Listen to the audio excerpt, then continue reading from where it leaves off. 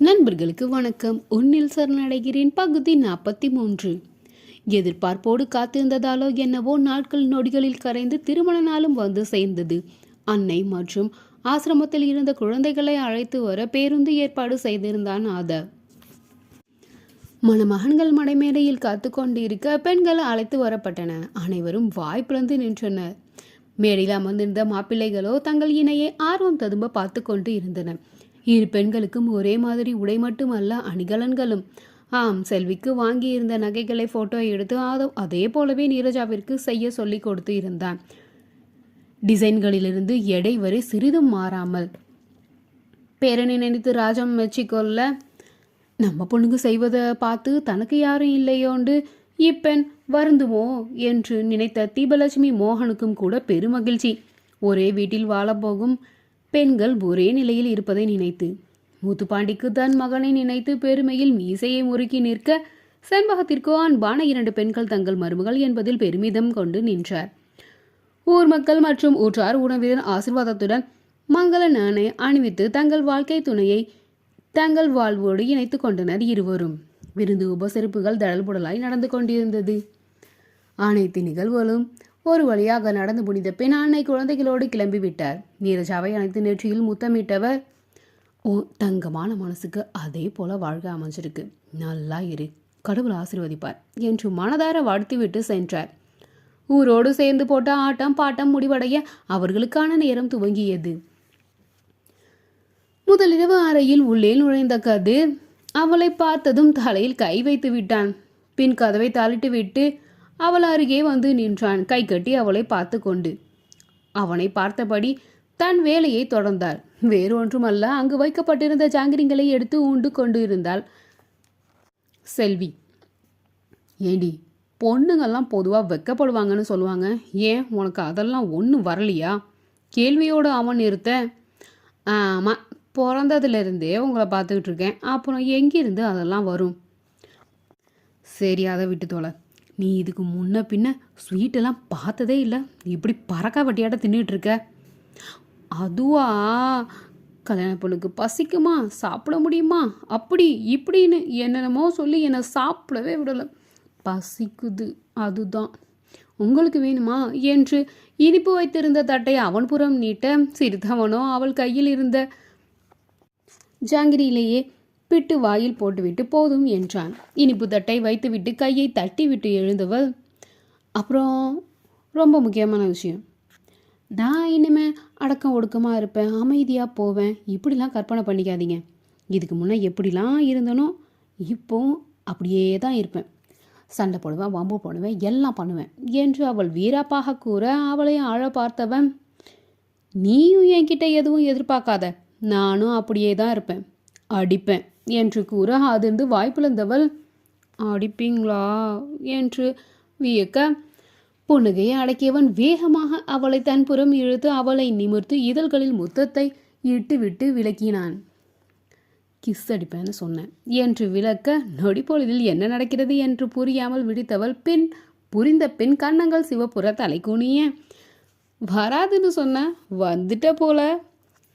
வந்துட்டது போல வெக்கம் என்று கூறியபடி குனிந்து அவள் முகம் பார்க்க இவன் முயல, அவன் நெஞ்சிலேயே முகம் புதைத்தாள் அவள். மேலும் அவளை இறுக அணைத்து உச்சியில் முத்தமிட்டு மகிழ்ந்தான் கதிர்.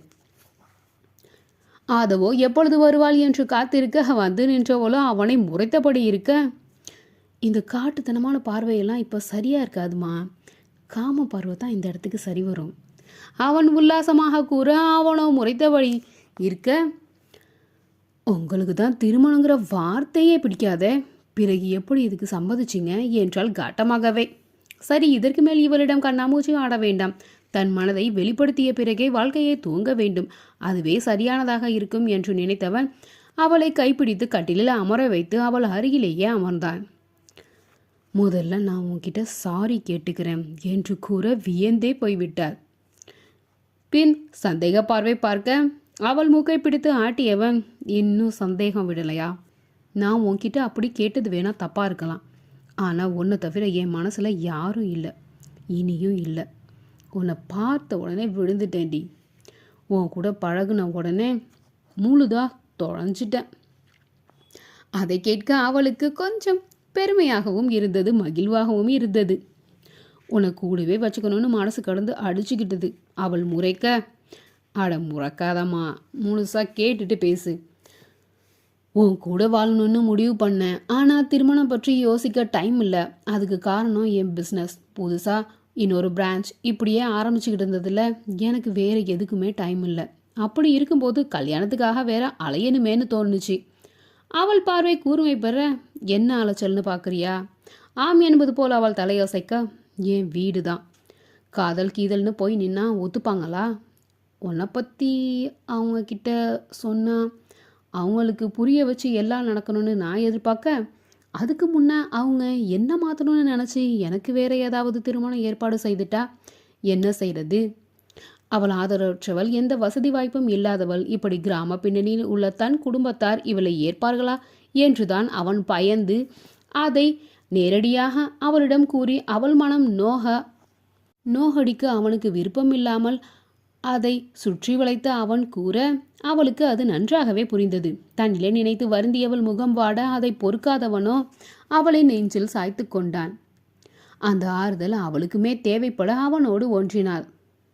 வீட்டில் சம்மதம் வாங்கணும்னு வெயிட் பண்ணி அவங்க பிடிவாதம் செய்து நான் வம்பு செய்துன்னு காலம் ஓட்டுறது ஒரு பக்கம்னா, எனக்கு நிம்மதி இல்லாமல் கொலாப்ஸ் ஆகி பிஸ்னஸ் ஒழுங்காக கவனிக்காமல் போய் அதுவும் பிரச்சனை கொடுத்ததுன்னா என்ன பண்ணுறது? அதுக்காகத்தான் உன்கிட்ட அது போல் கேட்டேன். இப்போ தான் ஒவ்வொரு படியாக முன்னேறிட்டு இருக்கேன்.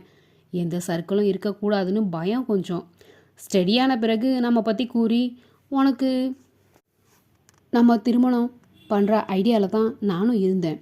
அவன் கூற அவனை நிமிர்ந்து பார்த்தவளை பார்த்தவன், சந்தேகப்படாத, நிஜமாவே அப்படி தான் நினச்சேன். அவன் கூறுவது அனைத்து நம்பும்படியாகவே இருந்தாலும், அப்படின்னா ஏன் என்னை மிரட்டினீங்க? ஆமாம், நீ என்ன முழுசாக நம்பி இருந்தா நான் கூப்பிட்ட உடனே வந்திருப்ப. என்ன நீ நம்பலையேன்னு எனக்கு கோவம். இது போலவெல்லாம் நீங்கள் ஒன்றுமே சொல்லலையா? அப்போது ஏன் சொல்லணும்? பக்கம் பக்கமாக டயலாக் விட்டு ஏமாத்துறவங்கள பற்றிலாம் நீங்கள் கேள்விப்பட்டதே இல்லையோ? நான் சொன்னால் மட்டும் நம்பி என் கூட ஓடி வந்துடுவியா என்று கேட்க அவள் அசடி வழியே ஒரு சிரிப்பு சிரித்தாள். வலிக்காமல் அவள் தலையில் ஒரு குட்டு வைத்தவன், நீ வேற கல்யாணம்னு துளுன. ஏன் வீட்டில் உள்ளவங்களுக்கெல்லாம் தெரியாமல் தனியாக ஒரு மஞ்ச கயிறை, அதெல்லாம் எனக்கு கொஞ்சம் கூட விருப்பம் இல்லை. இப்போ அவங்க எல்லாரும் முழுசாக சம்மதிச்சு அனைவரோட ஆசீர்வாதத்தோடையும் இப்போ நடந்தது பாரு, இதுதான் என்னோட விருப்பம் என்று கூற அதில் இருந்த உண்மையை உணர்ந்தவள் அவனை அணைத்து கொண்டாள். அவளை மகிழ்வோடு அணைத்தவன், இந்த காலத்தில் தான் எல்லாமே மாறி இருக்கேன். திருமணம் ஆகிற வரைக்கும் கொஞ்சம் சந்தோஷமாக காலத்தை ஓட்டலான்னு உன்கிட்ட எதிர்பார்த்தேன். நீ தான் ஓடிட்டிய என்று அவன் ஏக்கமாக கூற அவள் வாய் விட்டே சிரித்து விட்டாள். எப்படியும் நீ என்னை தவிர எந்த முடிவும் எடுக்க மாட்டேன்னு தெரியும். அதனால தான் நீயா கண்டிப்பாக வருவேன்னு நானும் என் பிஸ்னஸை கவனிக்க ஆரம்பித்தேன். இப்போ ஃபுல் ஸ்டடி. அதுதான் முதல்ல வீட்டில் நம்ம பற்றி பேசிட்டு பிறகு உன்னை தேடி பிடிச்சி மிதிக்கணும்னு நினச்சிட்டு வந்தா எவ்வளோ ஷாக். என் வீட்டில் எனக்கு எதிராக நீ நின்றுக்கிட்டு இருந்த. அதுக்கப்புறம் உன்னை பற்றியும் இங்கேயும் தெரிஞ்சதுக்கப்புறம் உன்கிட்ட கொஞ்சம் விளையாடி பார்க்கணுன்னு தோணுச்சு. ஆனால் செம ட்விஸ்ட், நம்ம பற்றி எதுவுமே தெரியாமல் என் பாட்டியே நம்ம திருமணத்தை நடத்தி வச்சுட்டாங்க பார்த்தியா. நானும் நல்ல பிள்ளை மாதிரி ஓகே சொல்லிட்டேன் என்று கூற அவனிடமிருந்து விலகியவள், யார் சொன்னா உங்கள் பாட்டிக்கு எதுவும் தெரியாதுன்னு? அவள் கேட்க அதிர்ந்தவனும், ஏய் எல்லாத்தையும் சொல்லிட்டியா அவங்கக்கிட்ட? என்ன நினச்சிருப்பாங்க என்னை பற்றி? என்னடி இப்படி பண்ணிட்ட என்று அவன் புலம்ப கையை நீட்டி தடுத்தவளோ, முழுதாக கேட்டுட்டு பேசுங்க, நான் எதையும் சொல்லலை, நீங்கள் பண்ண வேலையில் அவங்களே எல்லாத்தையுமே கண்டுபிடிச்சிட்டாங்க. என்ன என்பது போல் அவன் கேள்வியாக அவளை பார்க்க திருமணத்திற்கு சம்மதம் கேட்டு இவள் தயங்கி நின்ற நேரம் தங்களுக்குள் என்ன நடந்தது என்பதை சொல்ல துவங்கினாள். என்ற கதை உங்களுக்கு பிடிச்சிருந்தா தான் கேட்டுட்டே இருங்க.